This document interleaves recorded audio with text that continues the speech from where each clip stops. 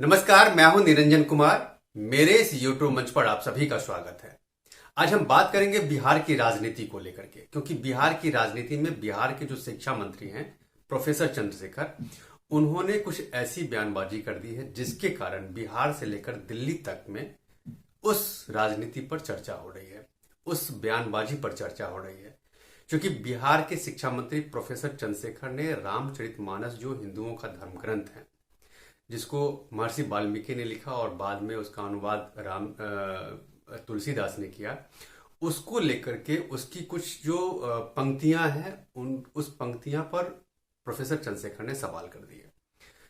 उनका ये कहना है कि इस पंक्ति के जरिए, इस दोहा के जरिए ये बताने की कोशिश की गई है कि इस देश में सिर्फ और सिर्फ निम्न जाति के लोगों को एजुकेशन से, शिक्षा से अलग रखा जाए, सिर्फ ऊंची जाति के जो लोग हैं उनको शिक्षा दी जाए।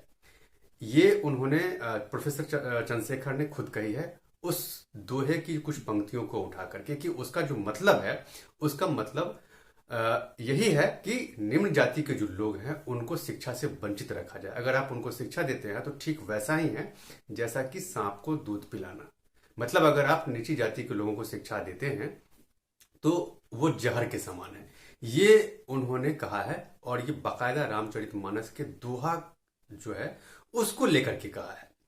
अब देखिए, वो जो दोहा है वो मैं खुद उन्हीं की जुबानी आपको सुनाना चाहूंगा कि आखिर वो दोहा क्या है, और उस दोहा के जरिए उन्होंने जो गलत संदेश लोगों तक पहुंचाने की कोशिश की है, छात्रों तक पहुंचाने की कोशिश की है, उसका जो सार है, उसका जो मतलब है, उसका मतलब ये है कि भगवान राम जब वनवास गए थे तो वो केवट से मिले थे, वो माता सबरी से मिले थे, और ये वो लोग हैं, इसके साथ साथ बहुत सारे लोगों से मिले थे, लेकिन ये वो लोग हैं जो लोग समाज की मुख्य धारा से बिल्कुल कटे हुए थे। और उन लोगों को भगवान राम ने अपनाया, उनको गले लगाया। यहां देखिए, उस दोहे का जो मतलब है, जो सही मतलब है, वो यही है कि भगवान राम ने उन गरीबों को, उन वंचितों को अपनाया। ये बात उसमें कही जा रही है, उनको शिक्षा प्रदान करवाई, ये बात कही जा रही है। जबकि इसी बात को वो गलत तरीके से बिहार के शिक्षा मंत्री प्रोफेसर चंद्रशेखर वो कह रहे हैं कि इस दोहे का जो मतलब है, इस दोहे का मतलब साफ साफ है कि गरीबों को, वंचितों को या निम्न जाति के जो लोग हैं उनको शिक्षा से दूर रखा जाए। आप एक बार सुनिए कि प्रोफेसर मनुस्मृति को जलाने का क्यों काम किए।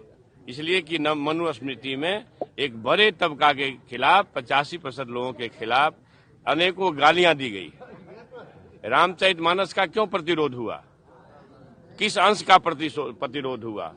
अधम जात में विद्या पाए, भयहु जथा ही दूध पिलाए। यानी अधम मतलब होता है नीच। दुनिया के लोगों सुनो, आपके माध्यम से कहना चाहता हूं, नीच जाति के लोगों को शिक्षा ग्रहण करने का अधिकार नहीं था।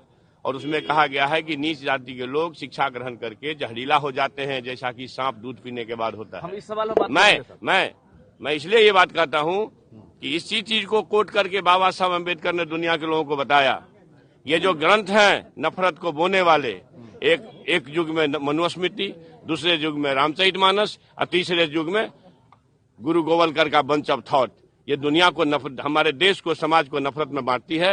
नफरत देश को महान नहीं बनाएगा, जब भी कभी महान बनाएगा तो मोहब्बत ही बनाएगा। इस दोहा पर प्रोफेसर चंद्रशेखर ने सवाल उठाए हैं, उसको लेकर के राजनीति होना बहुत जरूरी है। और सबसे बड़ी बात यह है कि वो एक राज्य के शिक्षा मंत्री हैं, और बिहार राज्य जो है उसका शिक्षा का जो स्थिति है वो क्या है, वो किसी को बताने की जरूरत नहीं है। शिक्षा का जो, एजुकेशन का जो मॉडल है वहां का, बिल्कुल ध्वस्त है। करीब 1.5 लाख से ज्यादा शिक्षकों का पद खाली है और उस पद को नहीं भरा जा रहा है। अब सोच लीजिए कि वहां के जो बच्चे हैं जिनको एजुकेशन चाहिए, उनको किस तरह का एजुकेशन मिल रहा होगा। आप इस बात का अंदाजा लगा लीजिए। जो कॉलेज में जो प्रोफेसर है, लेक्चरर है, उनकी सीटें खाली हैं, तो कैसे लोग वहां पर अपनी पढ़ाई पूरी कर पा रहे होंगे, इस बात का अंदाजा आप लगा लीजिए। और उस राज्य का शिक्षा मंत्री छात्रों को या फिर वहां के लोगों को एक अच्छी बात कहने के बजाय बरगलाने की कोशिश कर रहा है, और वो भी एक धार्मिक ग्रंथ को लेकर के, एक रामचरितमानस को लेकर के उस पर सवाल खड़े कर रहा है कि रामचरितमानस में जो दोहा लिखा गया है वो बिल्कुल ही गलत है। उन्होंने सुंदरकांड पर उन्होंने सवाल उठाए। अब देखिए कि हर घर में, हिंदुओं के घर में कम से कम रोज नहीं तो कम से कम कभी न कभी सुंदरकांड का पाठ होता है, रामचरितमानस का पाठ होता है, और उसके बाद प्रोफेसर इस तरह की बात करते हैं। इससे बिल्कुल ये लगता है कि प्रोफेसर चंद्रशेखर प्रोफेसर नहीं, वो अशिक्षा मंत्री हैं। अशिक्षा मंत्री मैं इसलिए कह रहा हूं क्योंकि वो गलत दोहे का मतलब निकाल करके लोगों तक पहुंचा रहे हैं और खुद को राजनीति में बने रखना चाह रहे हैं। और इस पूरे मामले पर बीजेपी ने तो सवाल उठाए। बिहार में जिस तरह से नीतीश कुमार की सरकार अपने मंत्रियों के द्वारा हिंदुओं को अपमानित करने का काम किया है, सनातन के ग्रंथ मानस को अपमानित करने का काम किया है, क्या वोट बैंक के लिए नीतीश कुमार कब तक हिंदुओं को गालियां देते रहेंगे? क्या नीतीश कुमार में हिम्मत है कि उनके मंत्री कुरान पर ऐसे टिप्पणी कर सके, कुरान के आयातों पर ऐसी टिप्पणी कर सके? आज टुकड़े टुकड़े गैंग वोट बैंक की राजनीति के लिए हिंदुओं को अपमानित करना, हिंदुओं को गाली देना, अब ये बंद करें। हिंदू अब इसे बर्दाश्त नहीं करेगा। इसके साथ साथ उनके साथ जो गठबंधन में जो सरकार चल रही है जनता दल यूनाइटेड की, उसके भी नेता ने सवाल उठाए हैं कि इस तरह से शिक्षा मंत्री का कहना बहुत गलत है। उनको जो दोहा है उसके बारे में उनको पूरी जानकारी नहीं है, उनको पहले पढ़ना चाहिए और उसके बाद उस पर अपनी राय रखना चाहिए। ये भी तो लोगों को बताइए, अगर इस तरह से आप रामचरितमानस की चौपाई को लोगों के बीच में रखिएगा और आप प्रदेश के शिक्षा मंत्री हैं रखिएगा, तो लोगों में जो नौजवान लोग हैं उनमें भ्रम पैदा होगा कि ये रामचरितमानस सही नहीं है, जबकि रामचरितमानस पर विश्वास हजारों साल से लोगों को है। महर्षि वाल्मीकि जी ने लिखा था तब रामचरितमानस इतना पॉपुलर नहीं हुआ था क्योंकि वो उनकी भाषा बहुत क्लिष्ट थी, और उसके बाद तुलसीदास जी ने उसको सिंप्लीफाई किया और तुलसीदास जी ने उसको सिंप्लीफाई करके उसको जन जन तक पहुंचाया। और सबसे बड़ी बात है कि रामचरितमानस में सबरी कौन था? रामचरितमानस में वो नाविक कौन था, मलाह कौन था जिन्होंने भगवान राम को पार कराया नदी?